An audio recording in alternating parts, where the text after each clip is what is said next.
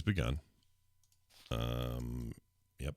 Wait. Yep. Okay, here we go. In 3, 2, 1.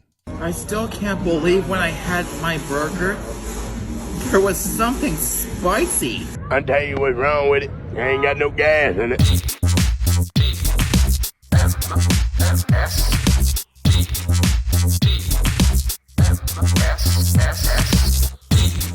This is the morning stream.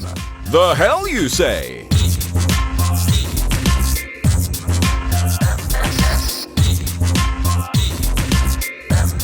Good morning, everybody. Welcome back to TMS. It's October 4th, if you can believe it, 2021.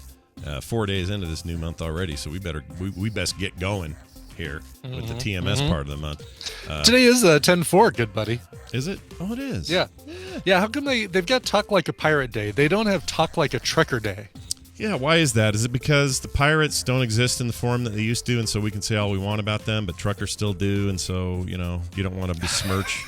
We don't want to offend the truckers. Yeah, I by don't want to saying, offend a trucker.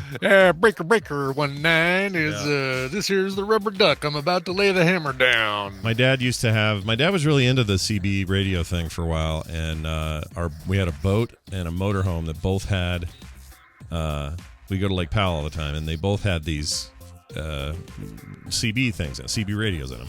And so I always thought this was so weird. I still think it's really weird. He'd get out on the road and he'd have conversations with actual truckers because he'd be listening on their channels, and they'd be going, breaker, I got a thing with the deal and the or whatever. And my dad would break in and go, yeah, this is, and he'd have a name for himself. I don't remember what it was. It's like, this is Wet Noodle. We're coming around. And he just had like these full conversations with these guys as if he was part of this little crew, And at the time I remember thinking, what is this language? Who are these people? What are they saying? I mean, the big reason to do that is because they're going to let you know where the bears are hanging out. Where's they've even got a bear in the air. Where are they?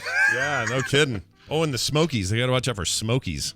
Because that's I think those are the same things, aren't they? Well, Smokey and the Bear. Oh no, Smokey and the Bandit. Wait. Bears are officers. I don't know what Smokies are. I thought Smokies were because Smokey and the Bandit means cops and dude. Yeah. I don't know now. Right. I don't actually know. What is Smokey short for? I don't know what Smokey, right, because I know what you're saying, right, because the Burt Reynolds thing, Smokey was the sheriff chasing, maybe it's sheriff versus state cops or something like that, or highway patrol or something like that. I don't know. I found a list. Any of the fine officers out there who listen to the show, you want to confirm or deny any of these, but some of you get called Barneys because of Barney from the Andy Griffith Show. So that, I guess that stuck around for some people. You get called a Barney. Cop, obviously. A dick. That's for detectives, though. Mm-hmm. A 5-0. The fuzz. Oh, they say 5-0 a lot on with the wire. When they know cops are coming around, the guy will go 5-0, and everybody will like run and hide. The fuzz, we know about that. A gumshoe. Jeez, what is it? The 20s here? Jeez. Apparently, yeah. There it is. Smokey. I found it in the list. Smokey. Yeah. Smokey is another term for. I mean, it does come from them using bears as the officers. Bear rolling discos is a speeding police car with its lights flashing. Mm-hmm. This is my favorite one. Kojak with a Kodak is a police officer running radar. Nice. Also, Mama they go, Bear is a I saw a female police Kojak with a officer. Kodak about 4 miles back behind that sign, like that kind of thing. Right. That's what they do. Yep, exactly. Really, it's like Inuits and snow. There's about 45 words for bear, or for officer in the that's fantastic. CB language. Flying donut. Yeah. Fox in the hen house is an unmarked police vehicle. Nice. No one. So they just say that, but only truckers say that. No one else says that, right? That's like a trucker only. Yeah, deal. no. Okay. I like when they talk in code. Do they do popo or pig? Pig I don't see that one listed. Polar bear is a white unmarked police vehicle. Oh, listen, Super I found Trooper, a taco stand. I found some British ones. Zoe, you have to tell us in the chat if these are any good. Bobby's on the beat. Blue bottle. Roz, Okay. Knicker, and Plodder. Wow. Yeah. Plodder, like Plodder? Yeah. Like it's just plodding along? That's right. Now, down There you here, go. we'd say Popo. Up in Canada, it says, Ontario specifically, O-Popo. Weird, right? O, It the letter is. O, and then P-O-P-O. O-Popo. Oh, Look out. O-Popo. There's O-Popo. an O-Popo up there. Canadians are weird, man. All right, so they have some destinations in CB slang, right? So if you say you're going to Disney Town, Yeah. that means you're going to Anaheim, California. Got it. I'm going to give you the CB term for a place. You tell me where that trucker is headed. Go. Where he's hauling his hogs. All right. Let's start with an easy one. How about Beantown? Beantown is Boston. That is exactly correct. Okay. How about Chocolate Town? Ooh. I really hope this isn't a race thing. Costs you additional $50 to go to Chocolate Town. Yeah, no kidding. Hershey, Pennsylvania? Pennsylvania. That's exactly right. Hershey, Really? Pennsylvania. Good job. Yep. Oh, all right. Yep. How about let's see here, Flagtown. Flagtown. DC? No, Flagstaff, Arizona. Oh, that would make sense. Yeah. Got flag right there in the name. Okay. Let's see here. How about quarterback? This is more of a less of a destination, more of a way you'll get there. Quarterback. I guess this wouldn't be a good one for you because you don't know about. I mean, obviously you know there exists an Interstate 25, but it doesn't go through Salt Lake City, Oh, no. so never mind. We're all I-15 all the time here. Yep. How about Steel City? Steel City would be Pittsburgh. That's exactly right. Uh-huh. The Sticker Patch. The Sticker Patch. My sister when she was 12. No. Let's see. Sticker Patch. That's got to be something with like stuff that pokes you, like that kind of sticker. Yeah. Uh-huh. So What pokes you? So what would be the Sticker Patch? Geez. I don't know. What is that? Phoenix, Arizona, reference to cactus. Oh, All the duh. cactus around. So you were like right in the Man, I'd fit right in with these guys. in the range. Yeah. How about the Silly Circle? The Silly Circle. The roundabouts in Ireland. No, that's not it. Silly That'll apply. Circle? Silly Circle. The Silly Circle. Yeah, Breaker 19. I'm heading to the Silly Circle. I have no idea. That is the Capital Beltway, which is the beltway that goes around Washington, D.C. Oh, I should have known that because it is kind of silly. It's a big loopy deal. Okay. Let's do one more here. How about this one? I like this one. Rhymes with Fun. Hey, where are you going? Breaker 19. I'm heading to Rhymes with Fun. It's literally rhymes with fun, or this word rhymes with fun? The word, the place description is called, quote, Rhymes with Fun, end quote. Rhymes with fun. And it's not in, it's a destination outside of the United States, but still in North America. Oh, so it's Canada probably, or Mexico. Correct. It is a place in Canada. Okay, it is Yep. Canada. So let's say, I have no idea. What would rhymes with fun? I have no Rhymes idea. with Fun. J.K. Graber has it. It is Regina, Saskatchewan. Really? Yes. Oh my gosh, that's terrible, truckers. You got all these boring ones like, yeah, we're going to the Silly Circle and stuff like that. And Right, then- exactly. And they got a But you vagina can't, joke, man. Just go straight to it. All right, fantastic. Oh, Fun, that's great. fungina. All right, but that doesn't make sense. Rhymes with fun. Yeah. It doesn't rhyme with fun. No, but it rhymes with something fun. Yeah, Regina. so that's effed up. You should say rhymes with something. I'm heading over to rhymes with something fun. That's what they should Well, now say. you're going to say rhymes with a vagina. Right, but they say it rhyme. I'm going to rhymes with fun. Yes. If I say that, that means the thing I'm going to rhymes with fun, right? You're thinking way too literally, like rhymes with something fun. This town rhymes with something fun. All right, these guys, I don't know, man. Truckers. I can't wait till automated truckers take over the whole thing, and it's nothing but robots beeping, Right. booping Oh, back man. and forth. Ones and Hey, zeros. we have truckers listening, so It'd be trucker 10101110011001110. All right. Well, that's fun. Hey, I wanted to give a quick shout out. He's not in the chat. I don't know if he'll even hear this, but a shout out to Civ in our community. You know Civ. Civ's a good guy. yeah, love Civ. I'm not even going to tell Local boy people here, local Colorado boy. Yes, he is. I'm not going to give any specifics as to why. He knows what he did. I just wanted to give him a shout out for it. That's all. He'll know. Okay. He'll know. It's our little secret. I'm going to waste everyone else's time with our little secret and say that. You know, our podcast listeners complain about all the visual stuff we do. This is good because now you're giving something that everybody but one person can complain One about. single human being in the entire audience knows. No one else has any I idea. think that's fine because, I'm going to give a shout out to Shane Maddox because he knows what he did. He knows what he did on Friday. No. Yeah, bought me a burger is what he did. That's Bought me nice. and Tina burgers and very powerful gin drinks. Hold on. Also, Shaved Maddox also a local? I didn't know that.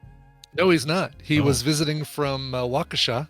He and a couple buddies came in for the 311 concert. They decided to come original to Red Rocks. Oh, did you check the color of their energy while they were here? Or I no? did. It was amber. It was a bright amber, and there was Ah. a mosquito stuck in it. That's great. It's fantastic. Anyway, we went out to dinner on Friday night and had a great time. He's a great guy, and his buddies Dave and Mike were very cool as well. So Shane, if you're listening, hey, there he is right there. Hey. Shane, you're awesome, and thank you for buying dinner. You really didn't have to do that. Yeah, what a nice guy. He's also a very talented programmer, I happen to know.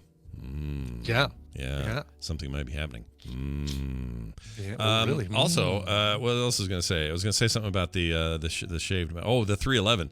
I've been listening to 311 this weekend. Isn't that a little weird? That is weird. Weird coinky dink. I don't know why I did. I just got in the mood.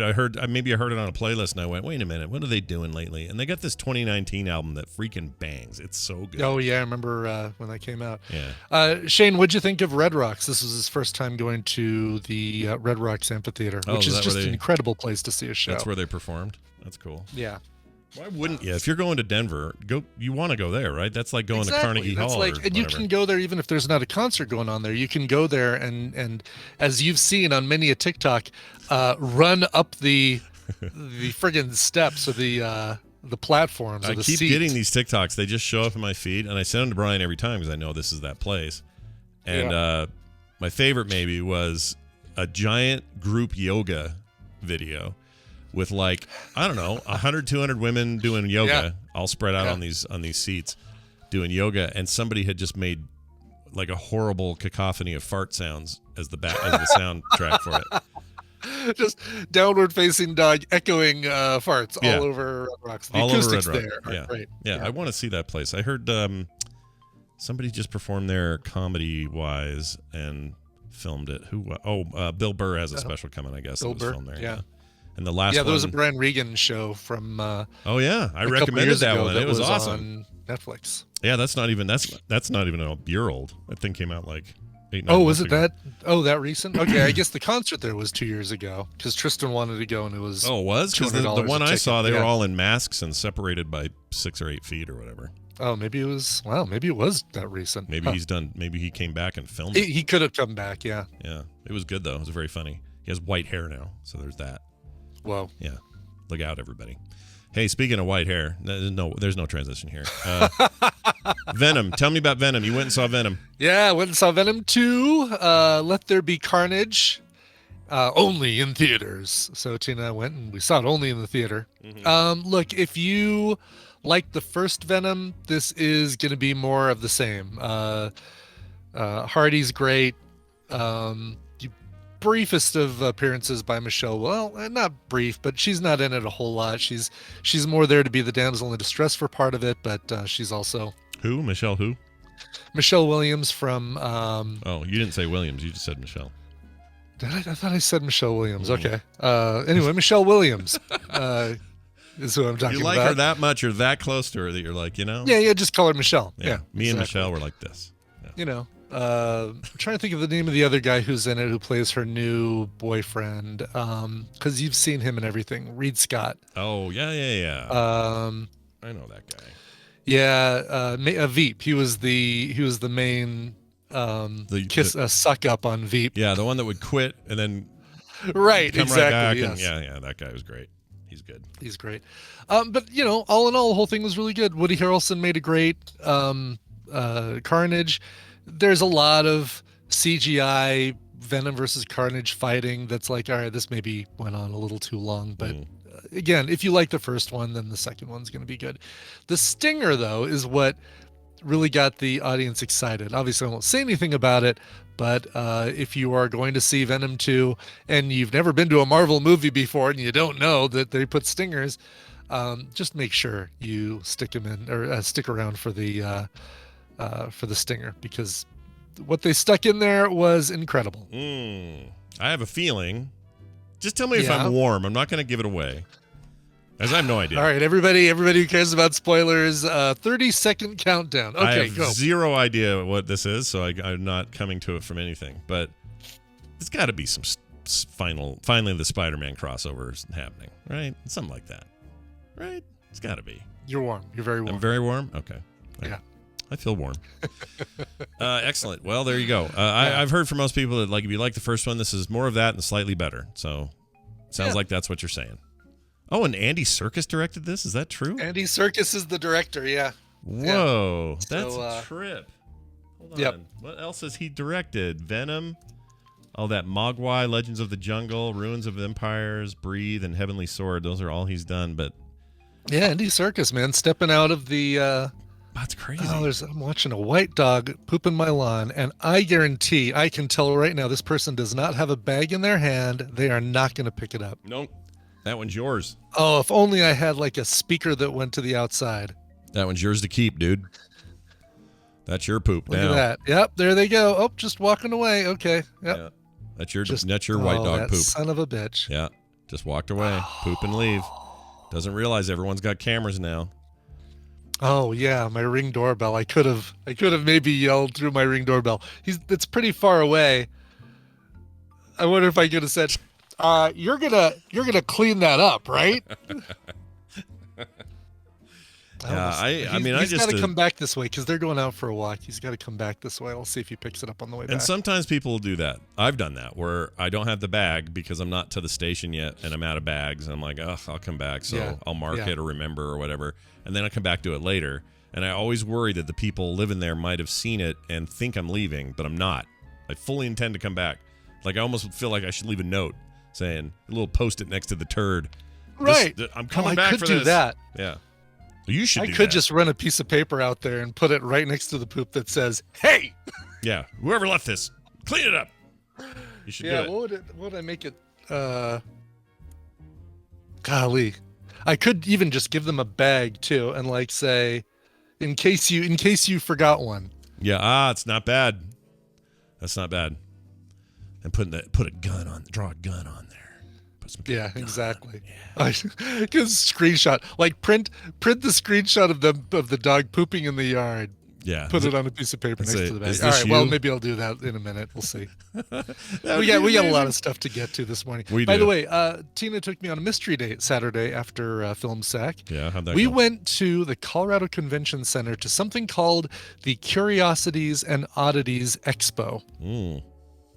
And kind of went into this thing not really having a big idea of what it was going to be, but it was great. I mean, this is basically the convention center filled with about 120 vendors, each one selling weird, fossils, things in formaldehyde jars, like fetal this and fetal that, and goose heads and weird stuff like that. Weird. Skeletons of creatures arranged in weird positions. A lot of weird like tarot card stuff and teddy bears. The new thing this year, this is the first year I've ever been, but I'd never seen these before. I'd seen all that other stuff before.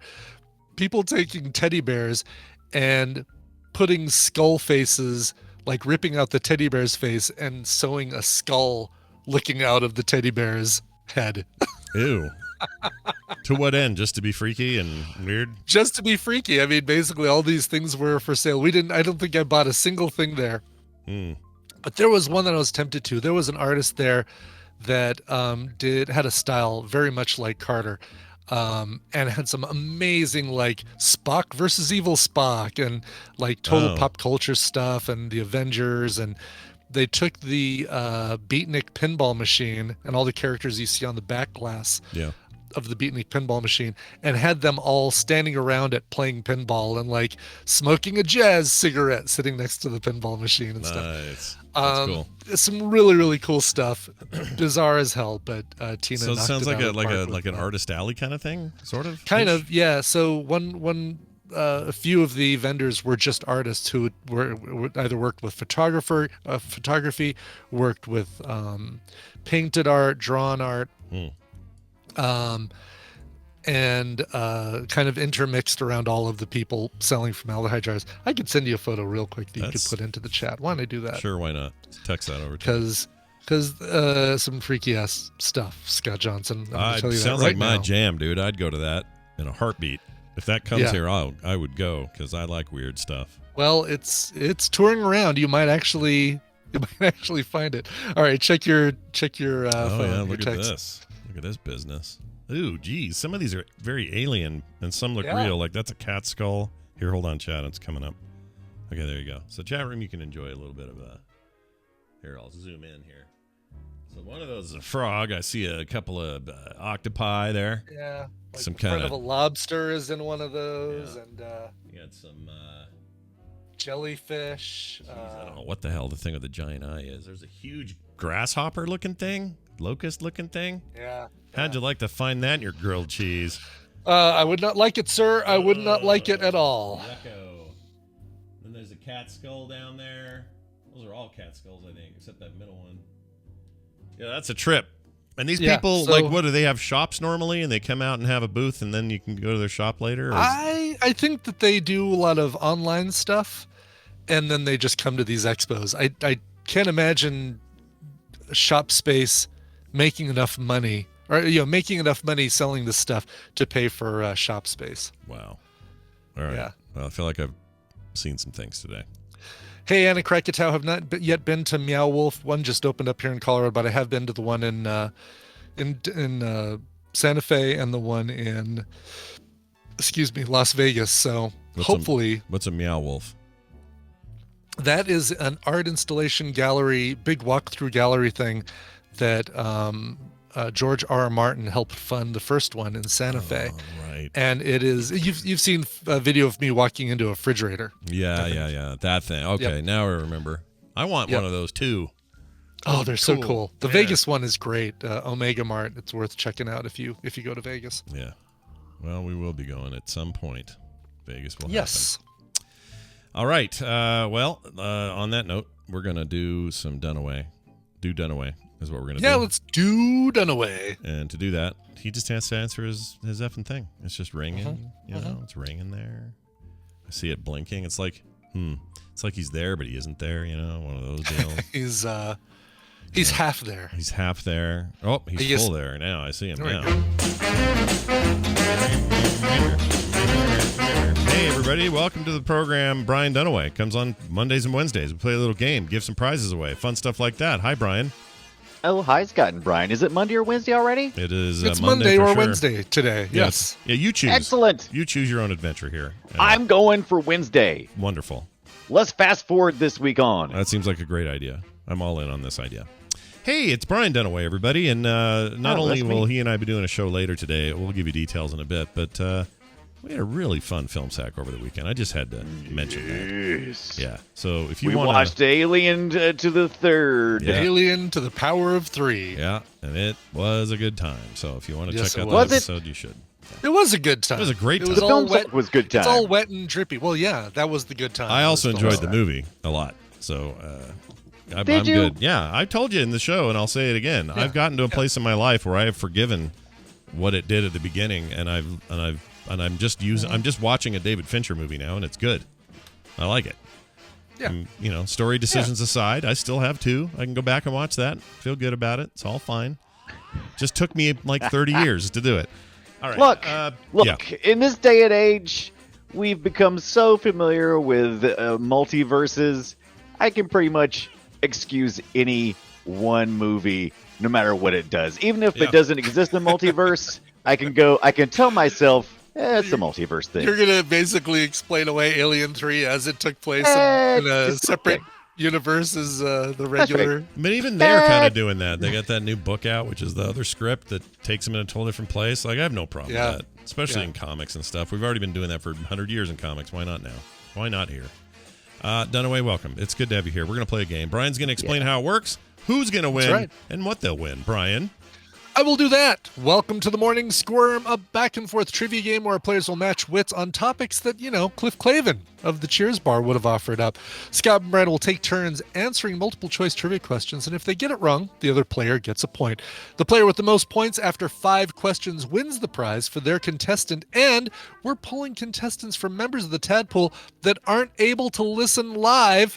Scott, you're going to be playing for Mark Flazer, Mark F., let's just say Mark F. Sure. From Delton, Mississippi. Nice. MI is Mississippi, right? These are the ones or no, Michigan. No, that's Michigan. Missouri. No, Michigan, yeah. No, Missouri. No. MS is no, Mississippi. that is Michigan. It's Michigan. Yeah. Dunaway, you're going to be playing for Veronica Susi from Seattle, Washington. Yes. And whichever one gets first place gets a copy of The Adventure Pals and State of Mind on Steam. But our second place winner is not going away empty-handed. They're going to get a copy of Guacamelee 2. Ooh, you could argue they're getting the better game. That's a good game. Good. Better hope for losing. Yeah, it's real good. All right, so I can't remember who won last time, but we're going to start with Brian on this one. Sure. Perfect. Brian, if you meet someone using a dating app, studies show that there's a 48% chance that the relationship will end this way. Is it A, via an email, B, getting ghosted, C, face-to-face, or D, with cheating? So how will 40% of dating app relationships end with either an email, getting ghosted, a face-to-face breakup, or one of the people cheating on the other? I can't believe that death is not in there. I was pretty sure that would be the one. Really? Well, isn't that the definition of getting ghosted? I guess so. Right. Yeah. Literally getting ghosted. 40% are going to end with a big old fast ghost. This was gonna happen. It's October. Nothing spookier than getting ghosted on a dating app. So, all right. Lean into the theme. theme. Answer getting ghosted? No, it is not. Scott, the remaining choices are Scott. You get the point.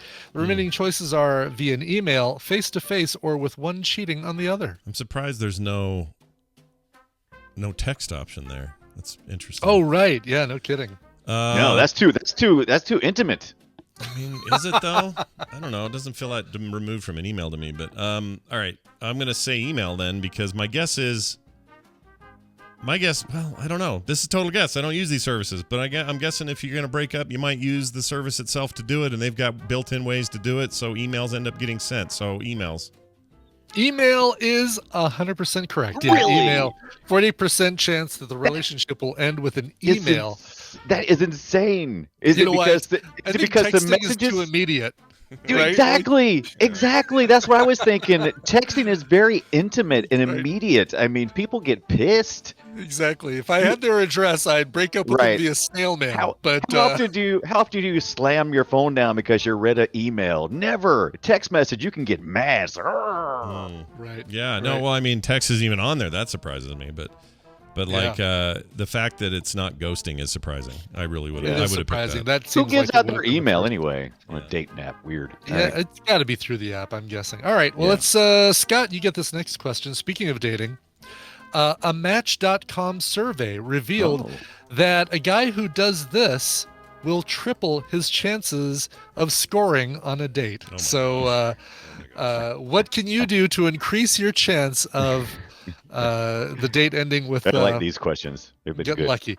Is it A, talking highly about your mom, B, asking about her pets, C, opening the car door, or D, chatting up the Uber driver?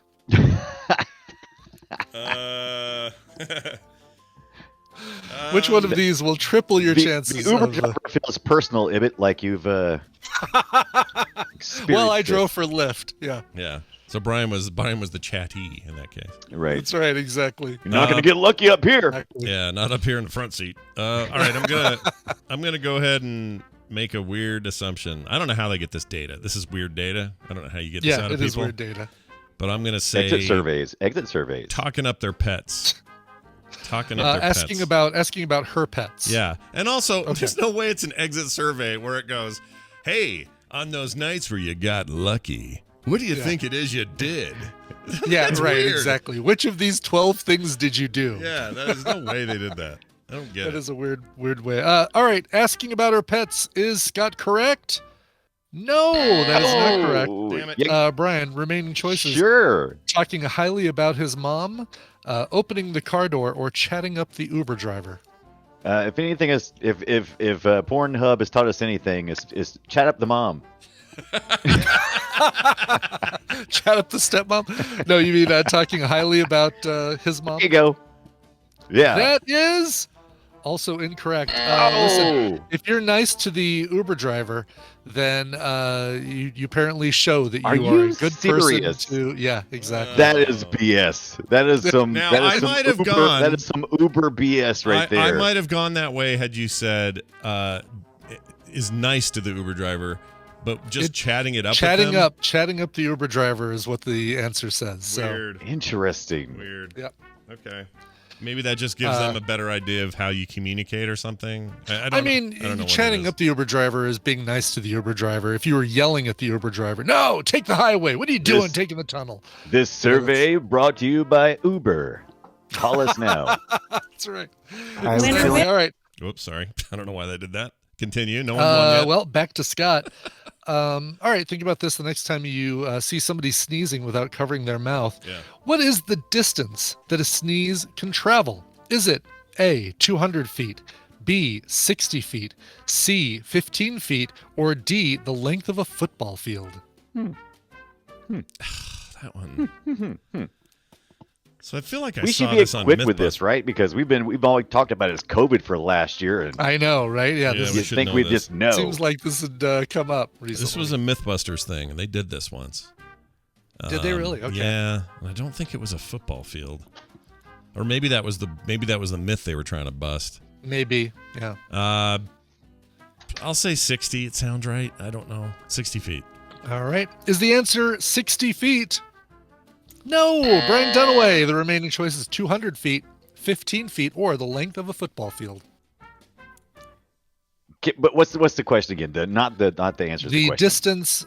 distance that a sneeze can travel. See, that's a weird way to put it. What do you mean travel? Like entirely intact? Like the particle contents. I think particle bits. How far do I know, particle but bits from your sneeze? when does a sneeze become not a sneeze and become particle bits? Because it's going to be a football field otherwise, because it could travel indefinitely. Once it reaches a certain point, when is it no longer Well, part of the sneeze? I mean, it's. I'm going football field because it's just a weird answer. Football field. Oh man. Okay. I hope this is it. Is the answer football field? No, it's not. The answer is 200 feet, 200 feet. according to this. That's a football field. 300 feet is a football field. It's a little shy of that. So it's like firing an arrow. Eventually, it's going to drop.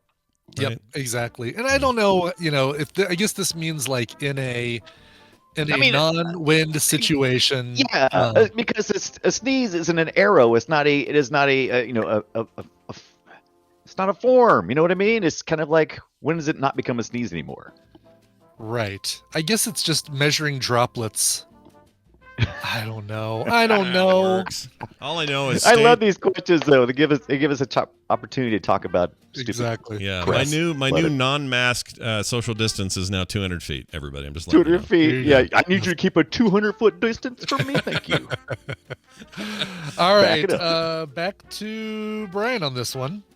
It's If you're more like a driving, restraining order, by the way, 200 feet. Anyway, go ahead. right. If you're driving and a deer jumps in front of your car, it's God, all the recommended time. that you do which of the following? Mhm. Is it A, yell at the deer? Yes. B, swerve to avoid hitting the deer? Yes. C, keep driving straight?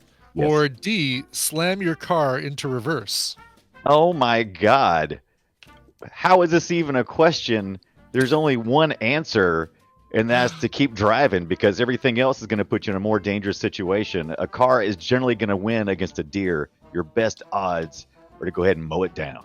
All right. Is it keep driving straight? Yes, it absolutely is. Oh man, right off the Yep. bat, nicely Right done. off the Dude. bat. Yeah. Dude, yeah, 'cause- we're like always, every night I have to avoid deer. Every night. do you really?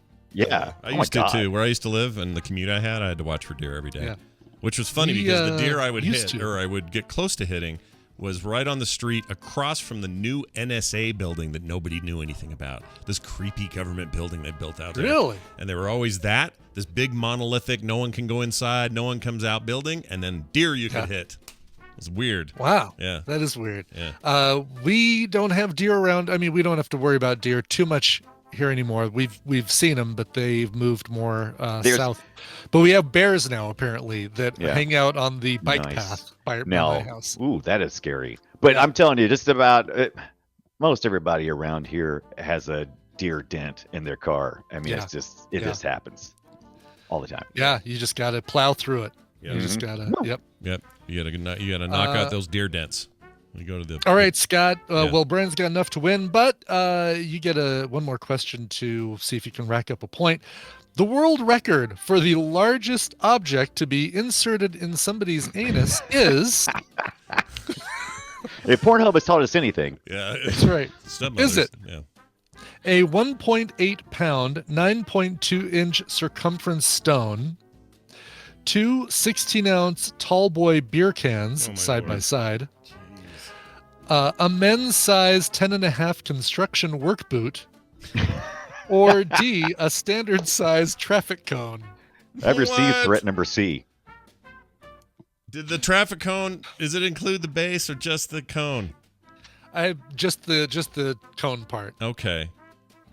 So it's some frat guy with the base hanging out of his hooter while he's got the rest up his Jim Jam. All right, I'm gonna go with that one seems possible because It's tapered. you work up to it. You know what I mean? Like you don't have to go all in at once. That boot is no way someone put a boot up there.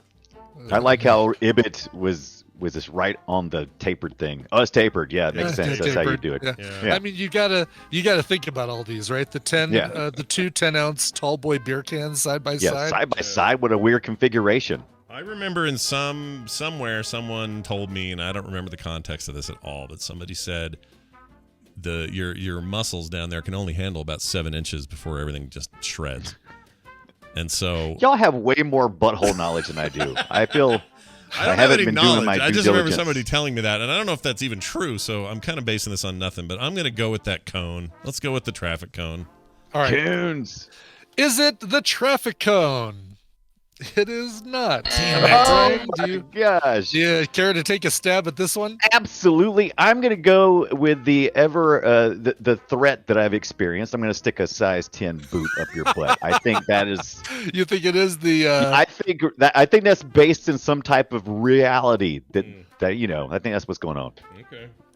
All right. Is it a men's size 10.5 construction work boot? It is not, though. I love how the specifics of that answer. No, it's actually a 1.8 pound, 9.2 inch circumference stone. Oh, Was- wow. Always Really? go with the accurate measurement answer. Yeah, Yes, no kidding. exactly. The cone seemed like a fun college prank, you know? It does. Yes, Yeah. exactly.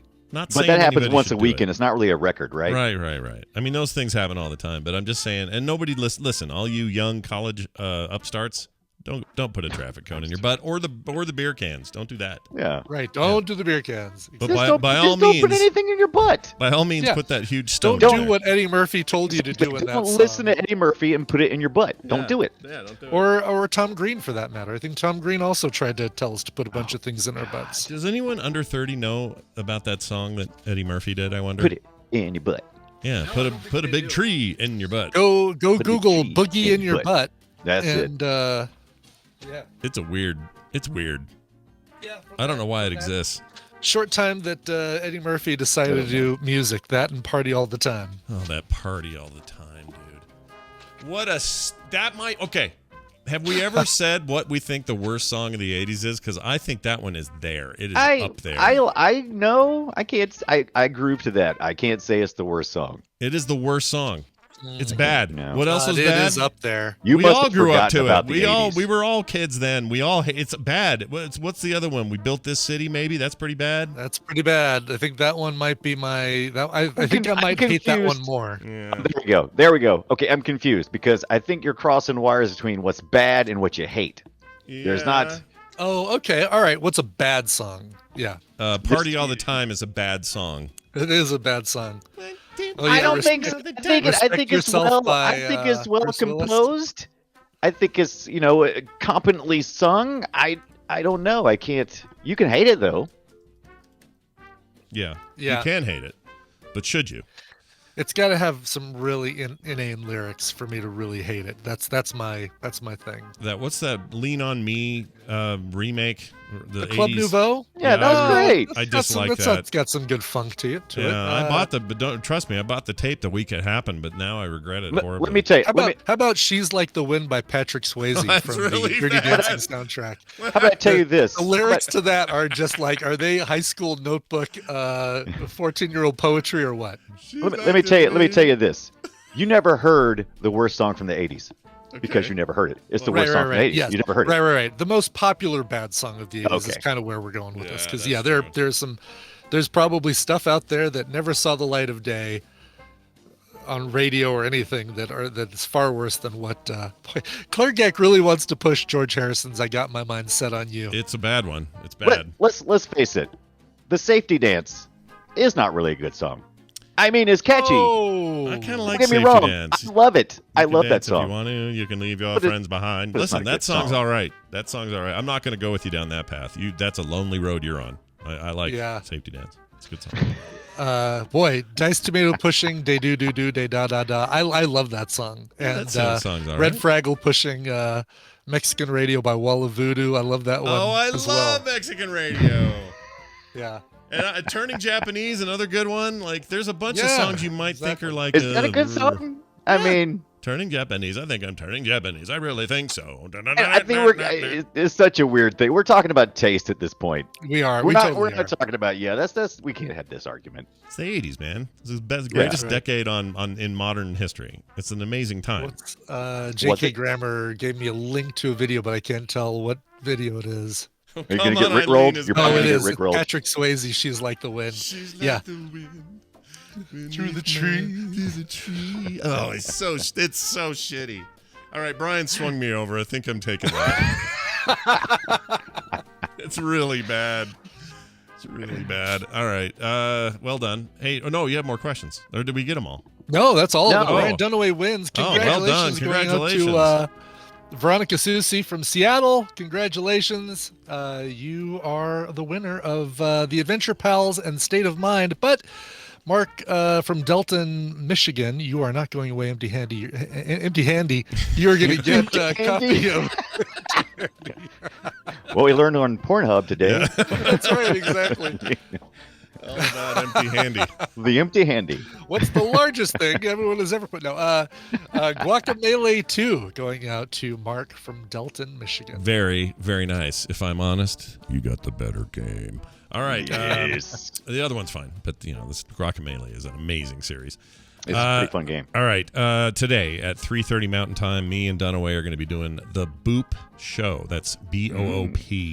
Like a sound a video game might Das make. Boop. Yeah, Das Boop, which is, a show all about indie games. We cover the indies and the retro market and that kind of stuff, and this week's no different. Brian will be covering Potion Craft today, which I've also played. Very excited Alchemy to hear. Simulator. Yeah. Something that Scott was going to play. I did play. And then he freaked out, and I took it. I played it. I played maybe as much as you, but I have questions about it that are keeping me from full recommendation. So today will be the day I find out what I'm doing wrong. All right. Okay. So we'll check that out. I forget what mine is, but it's good too. Anyway, that'll be today at 3:30 Mountain Time, right here at frogpants.tv or on the podcast later, whatever you like. Brian Dunaway, is there anything else you'd like to say? Falco, rock me Amadeus. Amadeus. No, that's a good song. That's a good song. Amadeus. Amadeus. Fine, Vienna Calling. Oh, Lady, that's another good one. You're not putting any Falco on this list. Yeah, Falco Lady Malone. in Red by Krista Berg. Ooh, that's pretty good. I kind of like That's Lady in pretty Red. good. It's Lady in Red dancing with me. How about I Just Called to Say I Love You by Stevie Wonder? Oh, now, it's okay once in a while, not too often though. Like yeah, I only gotta if it's have overlaid with some Disney animation clips. maybe, but you gotta. Really? Where does that come Yeah. from? No, you don't remember that? You remember the '80s? The Disney did they did a whole bunch of like little clips from their like Bambi and Snow White and everything. And put it to that song? Yeah, put it to popular music, not just that one, but other things. I don't remember but just that at popular all. songs. I don't remember yeah. that a bit. No, A lot of fun. Hold on a second. So, what was the duet that David Bowie and Mick Jagger did? What was that? They did Dancing Oh, in the yeah, Street. Dancing in It's the a Street. cover of a great song. Yeah, the song's fine. That's what I want to make that Their distinction. version. That Why song am I? is Oh my fine. god, I remember weren't- so many If it flashbacks. weren't for that video, though, Scott, would you not dislike the song? I hate that video Wait, with a Do fire. you guys remember a show with Lorenzo Llamas that was on Friday nights, and there was ladies dancing around in lingerie, and Yeah, that it's was the kind of like song it that was kind introed of like it? solid. It was kind of like Solid Gold, but it was a different thing, It was right? Lorenzo Yeah, late night Llamas? Fridays. Y'all remember? You remember this guy? No, I barely remember Lorenzo Llamas. what was it? What was that It was called? literally it was just a music video show, and instead of dancers, well, they had ladies in lingerie dancers. Yeah, it was like basically it was like Soul Train and Solid Gold had a baby. Yeah. I'm trying to find it here. Some TV here. I'll tell you, I'm pulling up his list right here. Lorenzo Llamas. I Well know, done. right? That guy. I wonder if he had the worst song. I bet he had a song. He was in a movie Never- in 1969 called 100 Rifles as Indian Boy. That's It was lovely. Lorenzo Llamas, right? I'm not remembering Maybe that it wasn't. incorrectly. Maybe it wasn't Lorenzo Llamas. I'm looking at his television history. Maybe and, not. Maybe it was maybe somebody else. Lorenzo Llamas like. Shows like Solid Gold. If you search for that, shows There you like go. Solid Gold. Oh, was it Dance into the Hits? Captain Kipper might have found Dance it. into Dance the into the Hits. Hits. That's it. Okay. Yeah, Yes, that's gotta that's be it. exactly it right there. Who's the host? Who is that host? Is that It was Adrian hosted by Zmed? Lorenzo Llamas. Adrian It was. Zmed? It says it was syndicated. Yeah. Yeah. Oh, I it thought is I knew Lorenzo that. Llamas. You're Yeah, right. it's He doesn't have funny. in his credits. He wiped that one from his Facebook page. The Or Wikipedia his, is not Facebook, his Wikipedia page. his Wikipedia His Wikipedia for MySpace dancing. page. Dancing to the Hits Wikipedia is the shortest Yeah. Wikipedia I've ever Boy, read. the link that Captain Kipper put in is exactly what it was. Here's a woman dancing to lingerie. What's the song she's dancing to? Yeah. Do you have a link to that, Scott? Oh, I got this. Oh, I I'll love put it in our the best. chat. You can enjoy it. Yes. All right. They've muted the music from this video probably because of the copyright violations. But Oh, well, that's actually helps me. Let's see here. I'm going to put that in here, and we're going to look at it for a minute. Look at that, everybody. Oh, that's Lorenzo. Look at him with his feathered Yeah. hair and his dancing lady. Look at her dancing. Look at her. Oh man, Dancing. look at that crimp. She's been God, he was crimped. so young. She has a crimper because that's what my sisters did. They all crimp their hair. Then yes, that was a thing to do. so many leopard print leather jackets. Yeah. Oh, yes. Oh, here's a bed scene with a lady in her bed clothes. Oh yeah, this is a little more like, hey, Solid Gold ain't giving you what we're giving you kind of deal.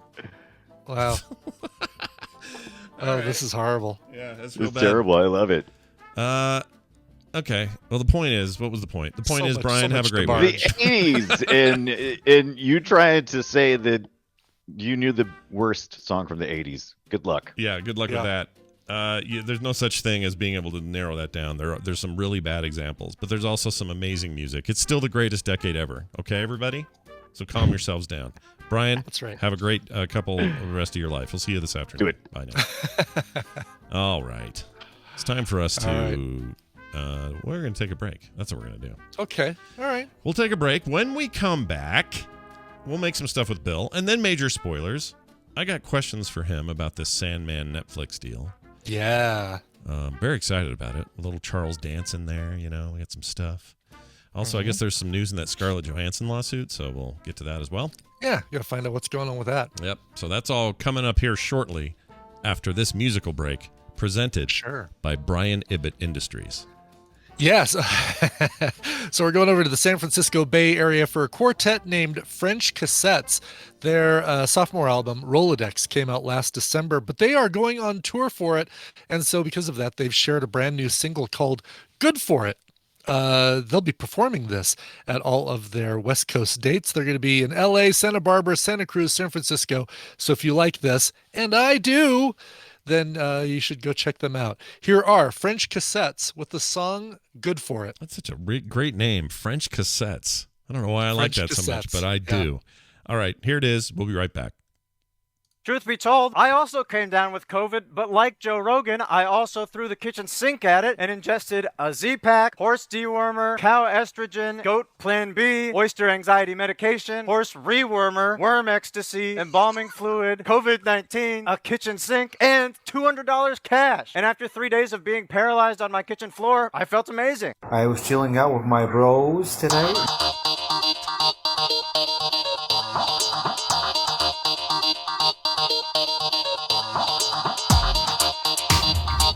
The Morning Stream. It's like having your tongue stuck to a frozen pole.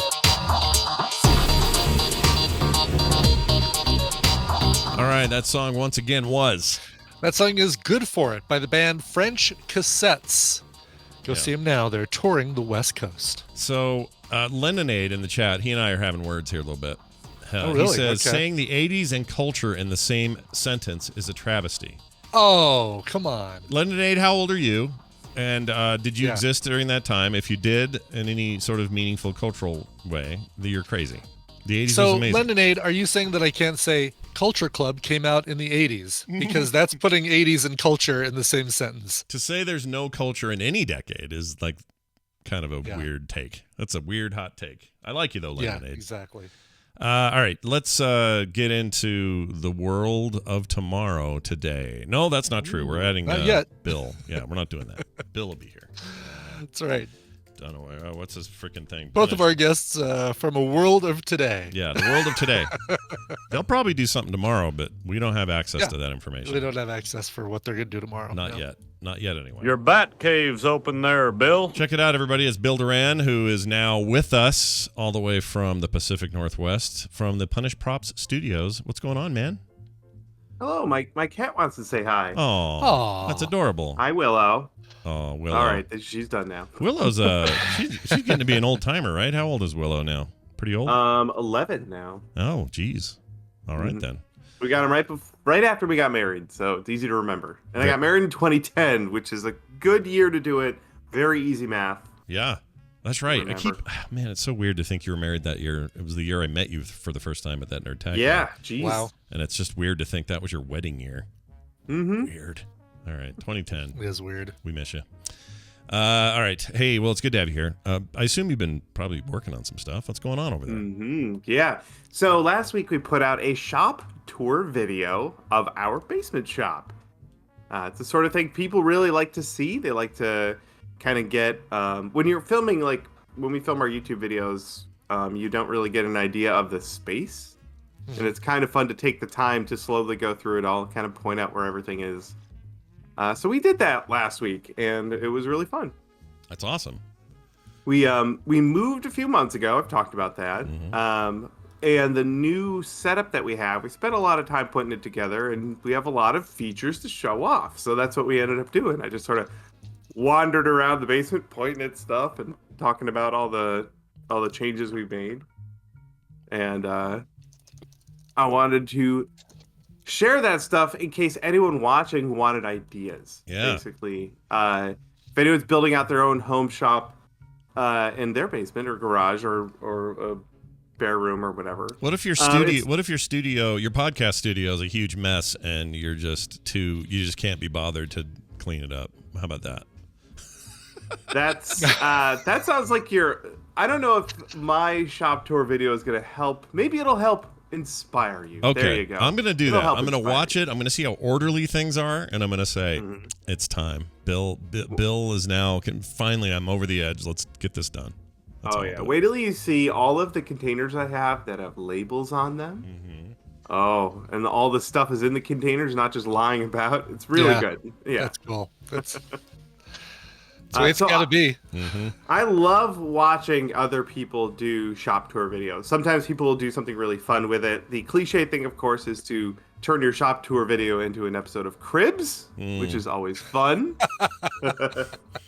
Yep. Our buddy David Pachuta did that for his old shop, which was really great. That's cool. I've never even seen an episode of Cribs, but I know exactly what that must look like. Yeah, right. Same here. Exactly. Yeah, it's weird. Yeah.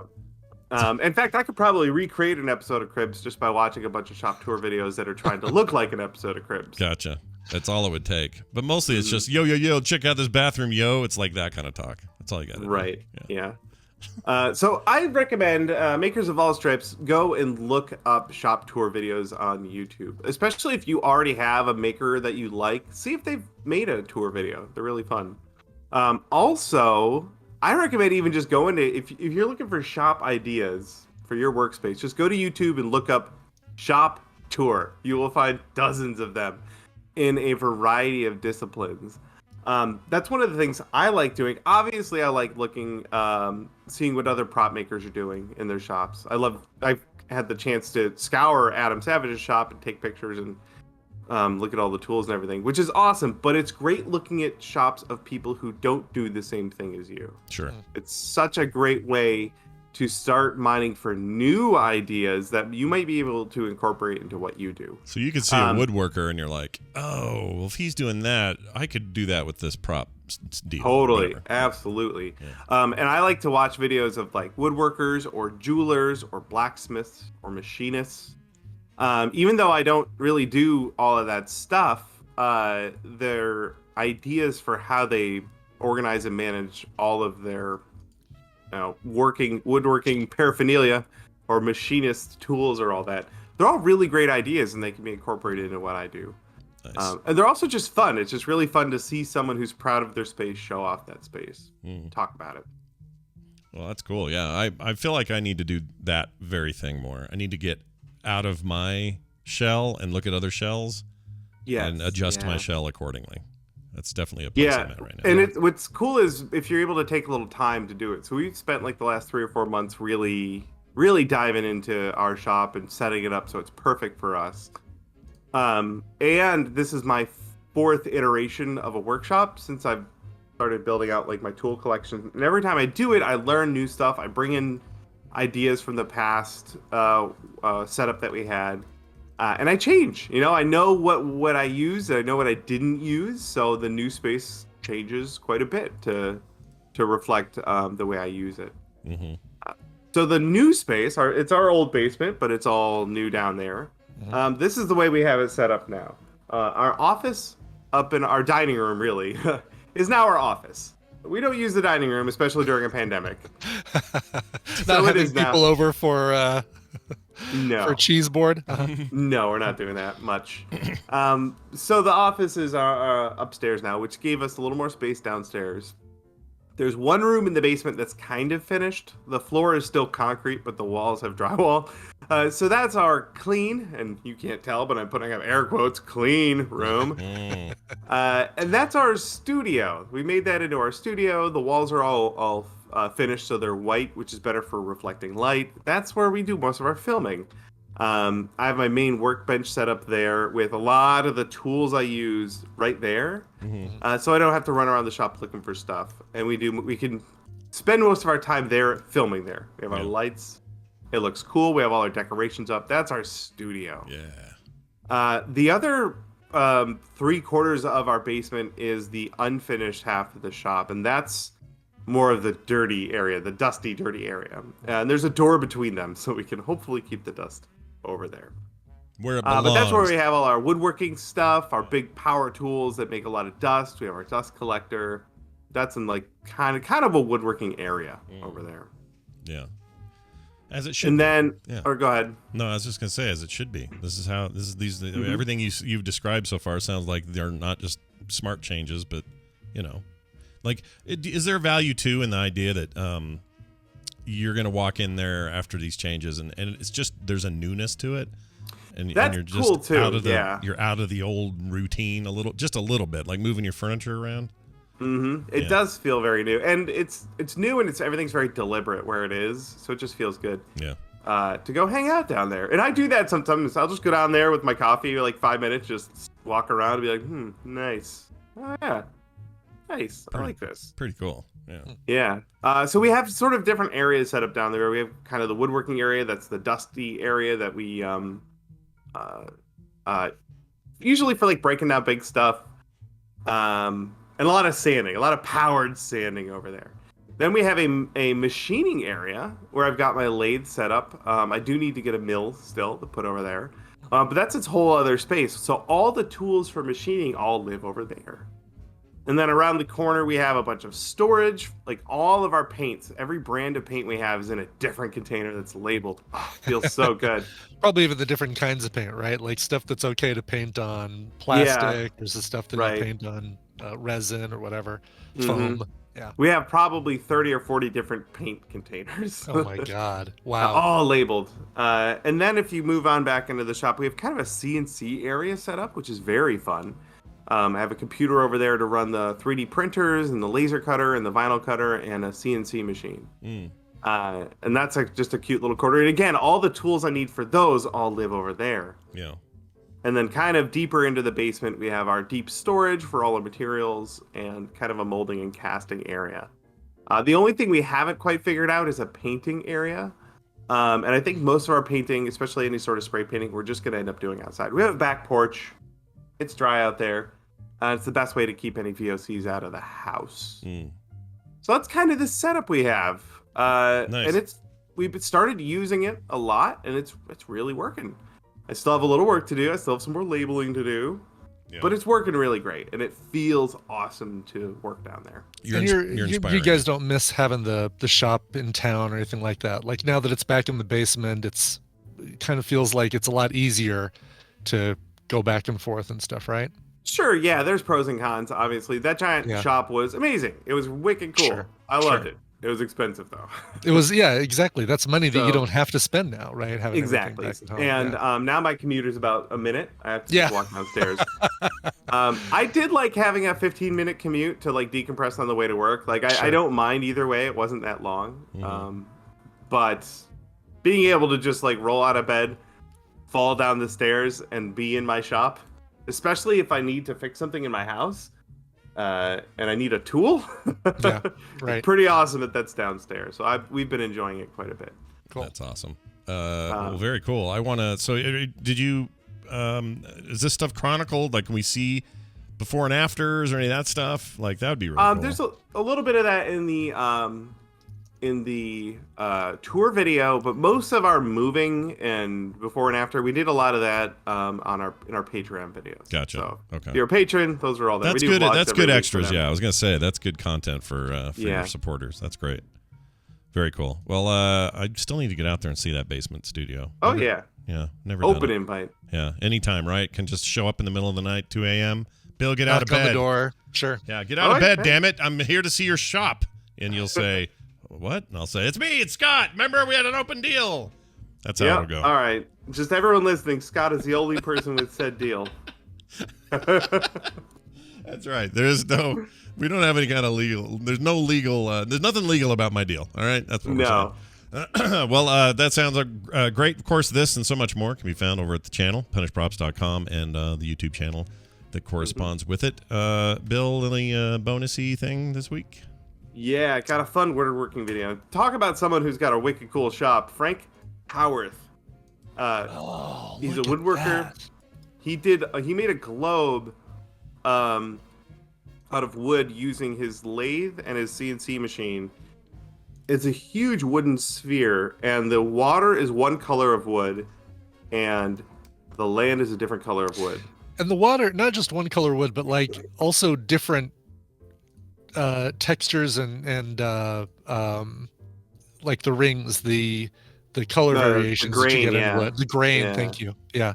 Oh, that's wow, cool. that's gorgeous. It's really cool. The video's long. It took him a few tries because it's a very technical challenge to get all of your land masses in the right spot and everything. Sure. But a really fascinating look at the process. That's Oh, no kidding, because he's beautiful. having to do each of these as a triangle, and then basically assembling it as a dodecahedron or whatever it Yeah, is, and then smoothing the crap out of it.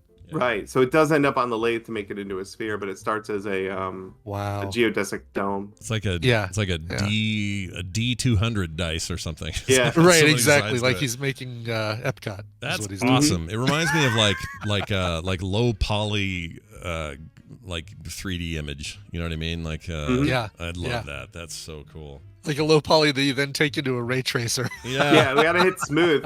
We gotta do a poly smooth like 3 or 4 times on that. Yeah. Yeah. Oh, There we that's go. so cool. Very cool. Jeez. All right, go check that out. That's over Frank Howarth, like Howard, but with a TH at the end. That's who you're looking for there on the old YouTube. All right, Bill, have a fantastic week, man. We'll see you next time. Alrighty. Alrighty. Take it easy. See you, Bill. Bye now. Okay. There goes Bill. There goes Bill. There he goes Yeah, again. that's where he goes. He goes there again. Yeah. All right, let's get Steven in here. Steven Schleicher. You know him. You love him. And he has an intro. Yeah. Where is it? Steven Schleicher. Steven Schleicher. Look who it is. It's Steven Schleicher. Speaking of many-sided dice, that guy's familiar with those. What's going on, Steven? Hey, Scott. Hey, Brian. Not a whole lot. Are you at school right now? You at school? Yes, I am. I can always tell. We're getting somewhat subdued, Yeah, Steven. subdued, Steven. Oh, it's been a morning. Let me just say that. Has it already? Oh, oh, jeez. well, good. Okay. Hopefully we are a respite from your hideous morning, I hope. Maybe. Sure, let's say that. Okay. We'll pretend that that's true. It's good to have you here, of course, as always. Steven Schleicher, the purveyor of all things major spoilers, one of my favorite websites when it comes to comics, pop culture, and more.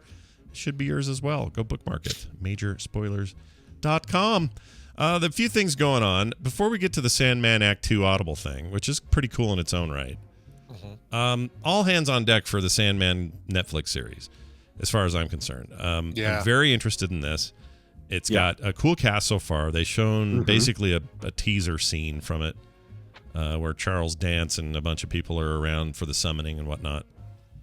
Right out of the comic. Right out of the comics. Yeah, ripped right out of there, which makes me think that this thing will be ripped right out of the comics. Like they're going to be a true adaptation. Is that not a fair guess, or what do you say? Neil Gaiman is the showrunner, so I would hope so. Oh, well, that's a good. I didn't realize he was show running as well as news, the source, but I had no That idea. definitely helps. Yeah, that helps a lot.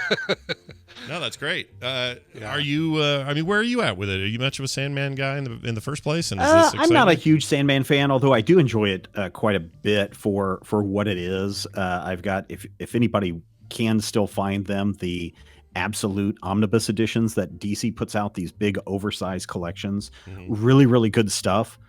Sometimes, especially in the early parts of Sandman, it gets into a little bit creepy territory and body horror territory that I'm not a big fan of. So that's kind of a turnoff for me. But otherwise, it's good times. It's a good story about power and who has power and giving back power and just exploring this world of the endless that Neil Gaiman has expanded upon and created. Yeah, kind of his. It's what really put him on the map. This is the thing that really pushed him forward. So to see all these years later, a chance for him to, I didn't know you were show running. That's cool. That's really good. That's great.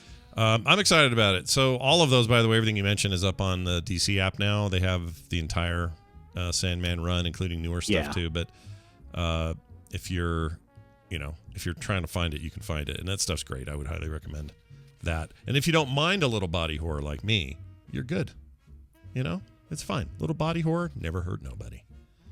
Unless it was your body. I mean, unless it's your body, yeah.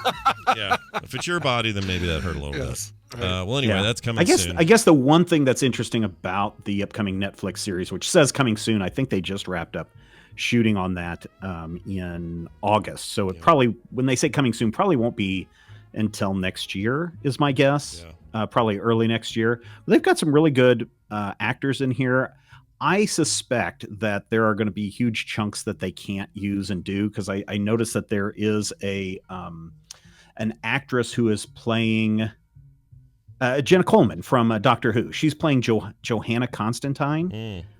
I have a feeling that they don't have the rights to use like John Constantine or Mr. Miracle or some of those other characters that are DC related.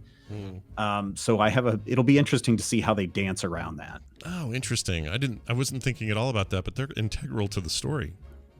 Right, aren't they? Yeah, especially in the first, and especially because I'm guessing that season 1, which I think is around 10 episodes, will basically cover Morpheus coming, escaping from his prison and then going and tracking down his three bits, his sandbag, his ruby, and his helm.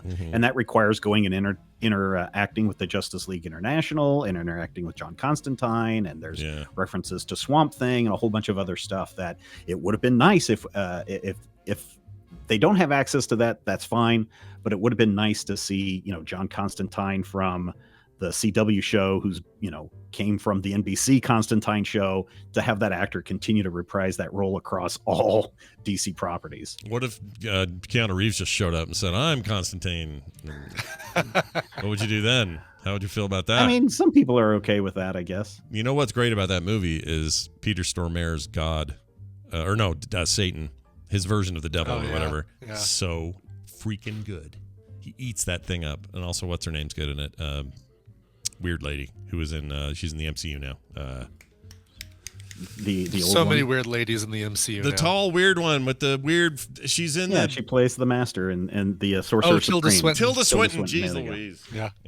And don't get after me because I called her weird looking. That's her whole career is about weird looking. That's the whole point. She's got quite the John Oliver poked at Tilda Swinton this week. Saturday Night Live poked at Tilda Swinton this week. Yeah, she's an unusual looking person with an amazing acting talent, and so those two things very combined, compelling it's amazing. looking actress. Yeah. So there, keep your emails to yourselves. All right. What happened with the Scarlett Johansson? Before we leave Sandman, sorry. Before we leave that, the Sandman Act 2 thing coming to Audible. This is interesting because it's got a pretty good cast, and I didn't even know there was an Act 1. So is this just going to be? Act 1, I believe, was double check. For a while it was free, so if you have an Audible account you could get Act 1 completely for free. You may have to charge for it now, but basically it is an audio adaptation, a full-blown audio production of the Sandman comics. So they did this before. This is a Audible original, so they did this before with Lock and Key, with Kate Mulgrew was one of the characters in that, Janeway from Star Trek. This one, man, they went even further. So like the whole series is narrated by Neil Gaiman. James McAvoy plays Morpheus. In season 2 or Act 2, which just came out, they've got John Lithgow is in it. Kevin Smith plays Merv Pumpkinhead. Jeffrey Wright is Destiny. Jeffrey Wright currently playing Uatu, the Watcher. And David Tennant is in this as well. So they've got a really good cast, and it's really, really well done. I always question, how do you adapt a comic book into audiobook form? And they do a really good job of it. So people should go check that out. It's, like I said, it's very well done. And if you're trying to get geared up for the Netflix series, the Audible stuff might be that next best thing, because again, in conjunction with Neil Gaiman, he's narrating the series. It's very good. And Jeffrey Wright's about to be Commissioner Gordon in the new Batman thing when that Yes, that's right. Yeah, he's all over the place. Next year, I guess. guess. See what happens when you go from Robot to... you go from I don't see anything, or whatever they said on that show. What'd they say on Westworld? This doesn't something look like that. anything Yeah, to I don't see anything there, or whatever. Yeah, and that last season petered out so hard. Yeah. The first half was great, and then they blew it. I don't know what they were doing. Anyway, back to life, back to reality. Let's move to. That's not a bad song for me. Scarlett Johansson, lawsuit's over. What happened? She got everything she wanted, right? It all worked out in her favor, right? I'm going to guess yes, to be honest with you. Okay. I mean, what they did is they settled out of court like we probably expected it would, because quite frankly, if this did go to court, part of the discovery is Disney and Marvel Studios would have to bring forth the entire budget for the entire movie and an accounting of everything that they spent on the movie and how much money they brought in, how much money went out. That gets into the weird Hollywood accounting aspect of, very few movies ever make money. It's like 95% of movies never see a profit. All of them are, failures or whatever. So that's the one thing I think Disney didn't want to do. Plus Disney got a huge PR bungle when they were just coming out and slamming Scarlett Johansson for bringing this lawsuit up. So my guess is she was looking for $50 million. My guess is she probably got somewhere in the neighborhood of 35 to 45 million. Wow, that's pretty good money. I could buy things with that much money. I mean, I know she didn't settle. I know she wouldn't have settled for anything less than 35. She said in this, she put out a statement, so did Disney, but she put out a statement after the resolution, said, "I'm happy to have resolved our differences with Disney.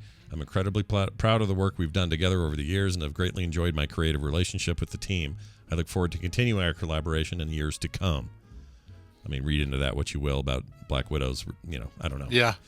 Because honestly, the character would all have to be prequels for her and forever, right? Because of what we know about Endgame. Well, so. Multiverse of Madness. Multiverse of Madness. Snap a finger. Oh, yeah, that's true. Yeah. All this stuff can be reset.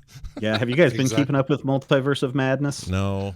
Only through the stuff that's happening in like Venom 2. Oh, I meant What If. I mean, with What If. That's what I'm talking about. No, I haven't watched any. Have you seen the most recent episode? The animated Multiverse of Madness. Oh, it's great. I love what they're doing so with this fantastic. Season. Yeah. It totally, for people that are just like, oh, so these are all standalone stories.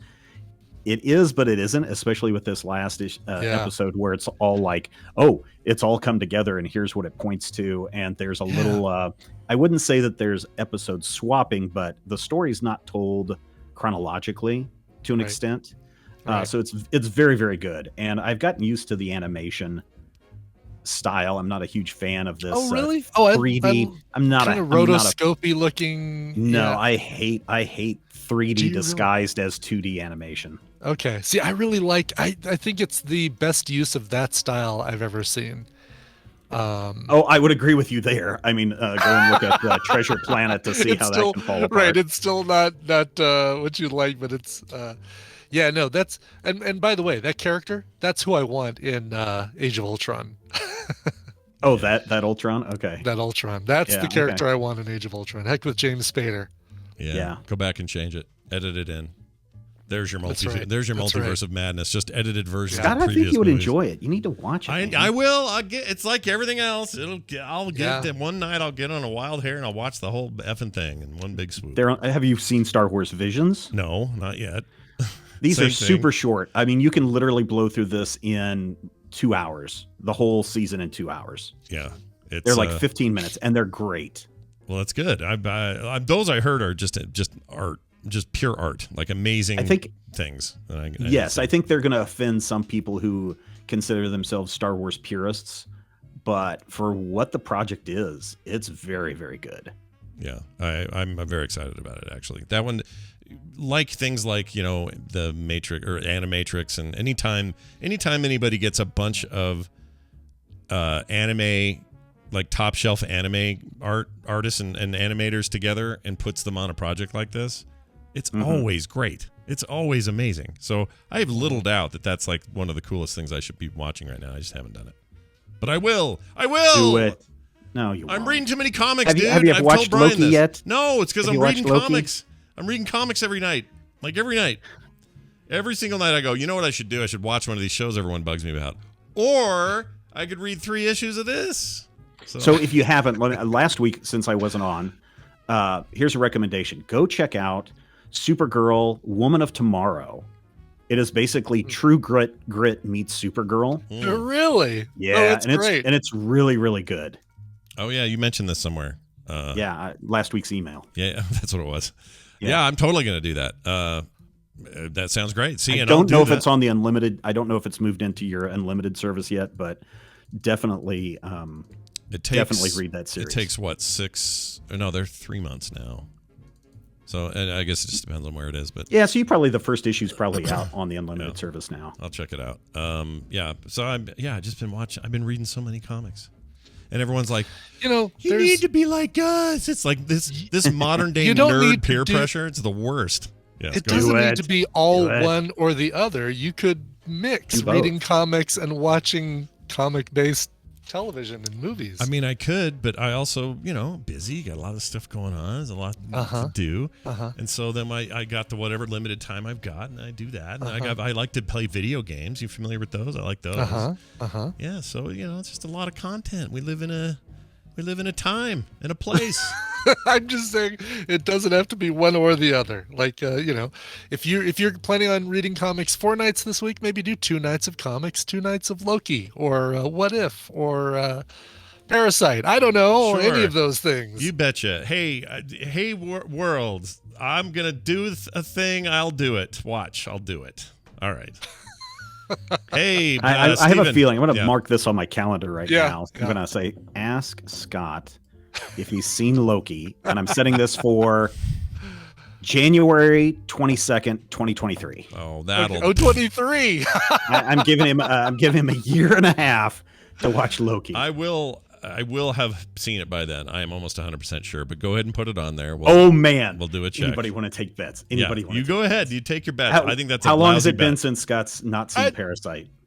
Well, yeah, I mean that's that. But I mean, I feel like he's got to watch it before Doctor Strange and the Multiverse of Madness comes out. I feel like that. Maybe not. Like all these things, kind of. They're all tying up Maybe because not. even Spider-Man. I mean, Doctor Strange. That's still what, 6 months away. Yeah. But you got that new So Spider-Man's I bet got I'm him gonna in go with there, my and year and you a know half.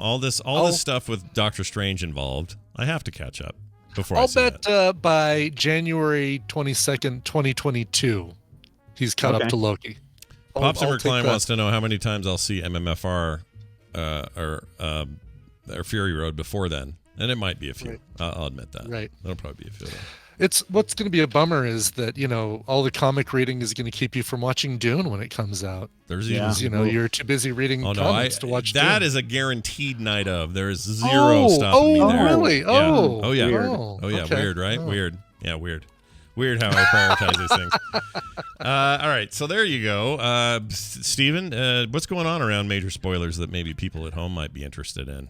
So one of the greatest comic books of all time. I know some people are like, but you guys already talked about Sandman. Trust me, one of the greatest comic books of all time, Atomic Robo from Scott Wegner and Brian Clevenger, is something that you all should read. And you can read it for free because they have it up on their website now. Everything that they put out comes out first on the website and then print later on. We're looking at the most recent, 2 volumes ago, in our continuing read through of the Atomic Robo series for the Major Spoilers podcast. We're going to be talking about this week, so everybody tune in and check that out. Yeah, it seems awesome. Always something good happening over there. So check it out. Yeah. Steven Schleicher. He is Major Spoilers on Twitter. Have a great day at school. Stay hydrated. Bye now. Teaching the kids, the next generation. That's right. That's right. Under his tutelage. His tutelage, right. His tootle, all doing the tutelage. All right, check this out. Listen, Tadpole, it's a good balance, right? Like, Scott will always be here. If you guys are into the comics, you'll have Scott to chat with about the coolest comic stuff you're reading, and I know there's a lot of you out there. And if you're into talking about the movies and TV stuff, I'm here too. So you're getting the best of both worlds. Yeah, and also I don't know why they care so much. Like this question here. Can we mention the dystopian desert in Loki so he can watch it? No, it's all hilarious. I get it. But I don't know why anyone cares what I've seen. I don't get it. A post-apocalyptic scene in Parasite is fantastic. Great. I'm tuning in tonight. I'm watching the whole thing tonight, overnight. I'll be dead tired tomorrow, but boy, it'll be worth it. All right, here's a mashup. It's a Monday morning mashup from our good pal Jamie, a.k.a. TMS Mashups. This one's called Spelling with Scott. So, good. Hey, okay. look, since we're already on Scott for this other thing, let's go ahead and pile on. Let's see what else we can do. So let's enjoy this. Enjoy it. Here it is. So this is the day we learned that Brian is naturally pink. Oh. This view of Brian's head really just a close-up of my pink head. Yeah. Oh, I found a man wiener. Look at this.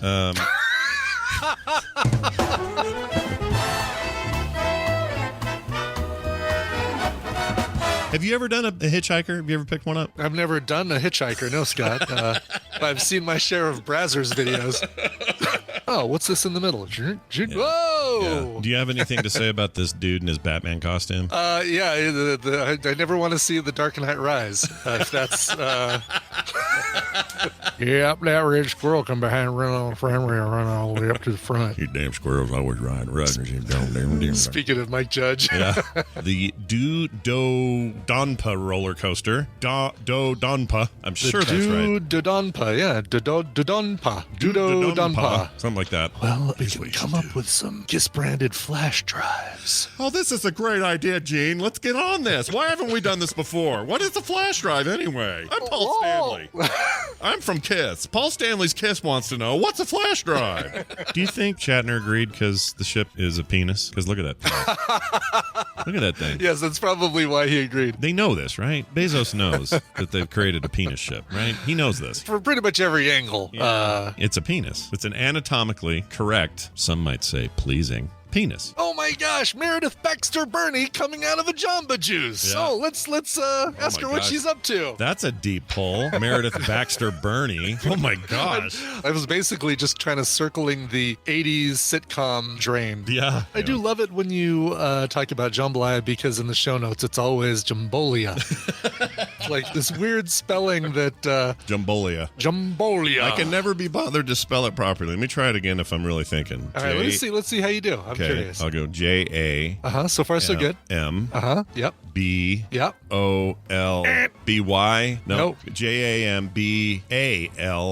Jumbo. Y-A. Oh, so close. L-A-Y-A. There you go. There, done. Jambalaya. Got it. Only took 100 years.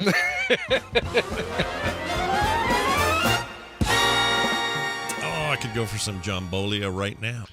That does sound good, especially some 7-day-old jambolia. You know, I've been threatening at some point if we ever run out of games for Babel Royale, I want to do a spelling bee with Scott, where the listener has to predict whether or not you can spell a word that I give you. That's a terrible idea, but actually a wonderful idea. We should actually do that. Terribly wonderful idea. That's pretty good. Let's do it. We'll do it when you're not feeling so piled on. Yeah, I'll do it. I'll do tadpole. it.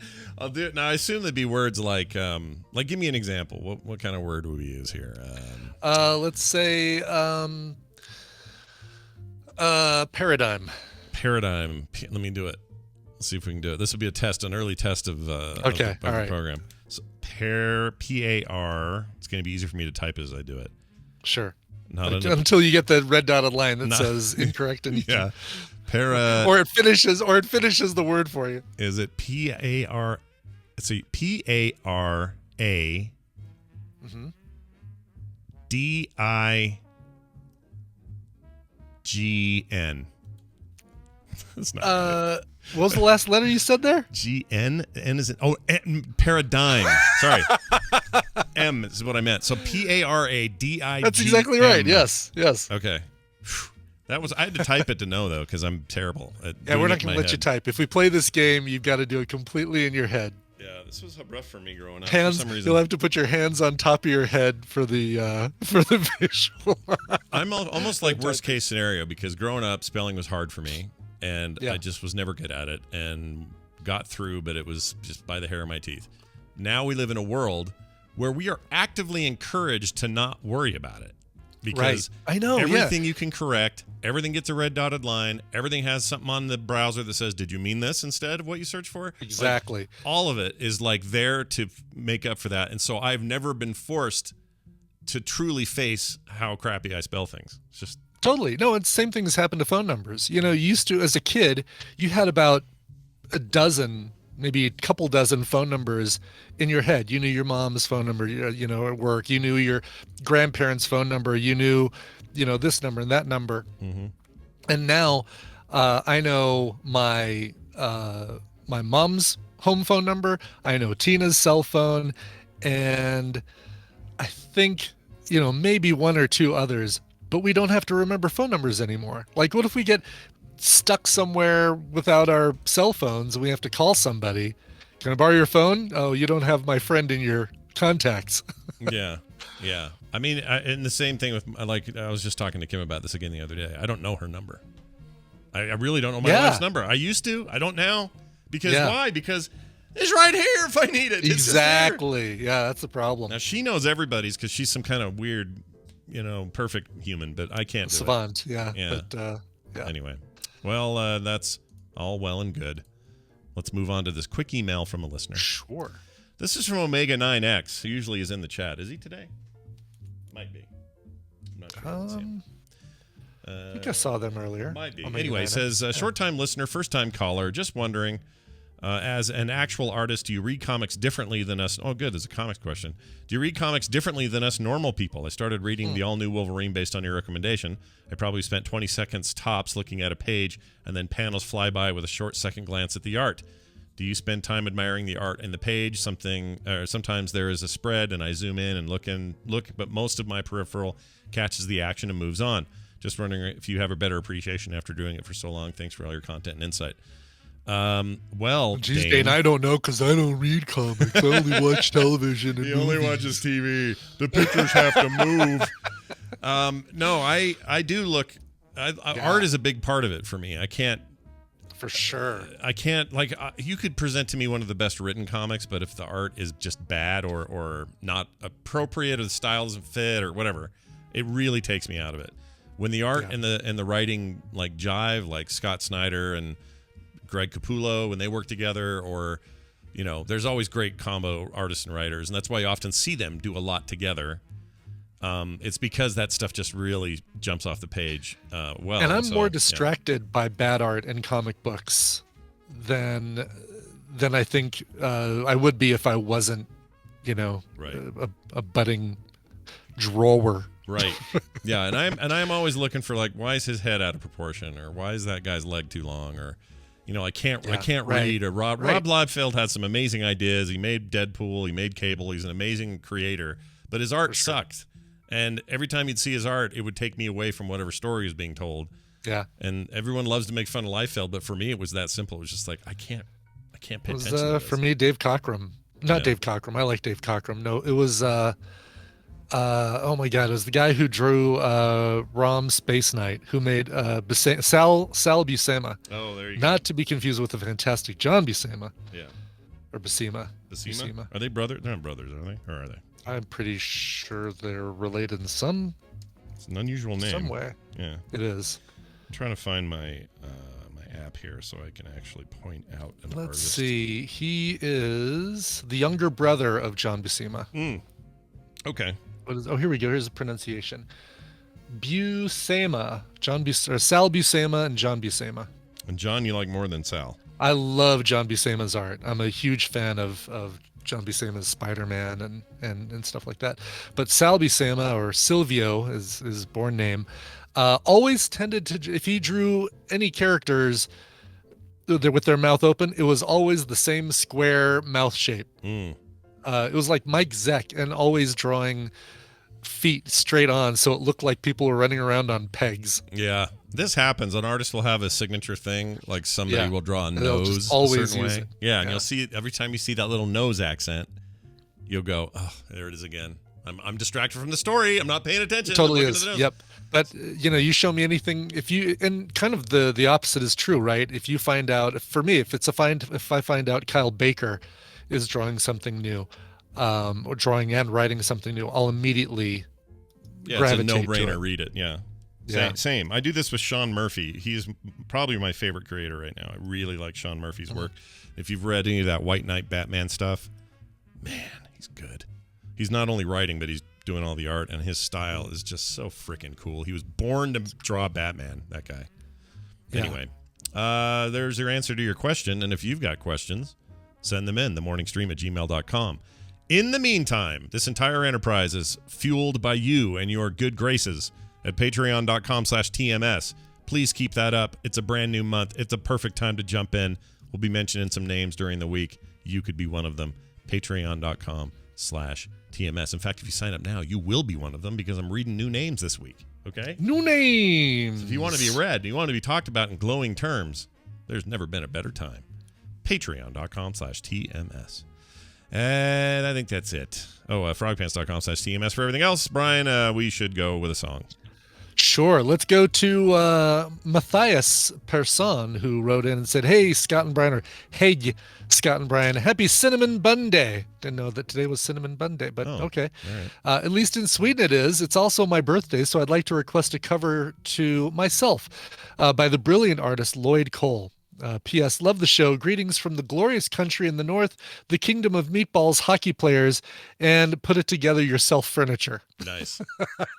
Nice. Wait, did he say it was his birthday? Yeah. He's celebrating his birthday? He's celebrating his birthday. Happy birthday to you. All right. Just making sure. Good. All right. So Lloyd Cole boy, another musician who came up in the 80s, early 90s, Lloyd Cole, The Commotion. So such good stuff. Matthias wanted to hear his Leonard Cohen cover. He's actually done a couple. He did a cover of Famous Blue Raincoat, but he did this one as well. This is Chelsea Hotel Number 2, covered by Lloyd Cole from the I'm Your Fan, the Songs of Leonard Cohen tribute. They came out in 1901. Here is Lloyd Cole. This show is part of the Frog Pants Network. Frog Pants Network. Get more shows like this at frogpants.com. You're just taking a missile up your tailpipe.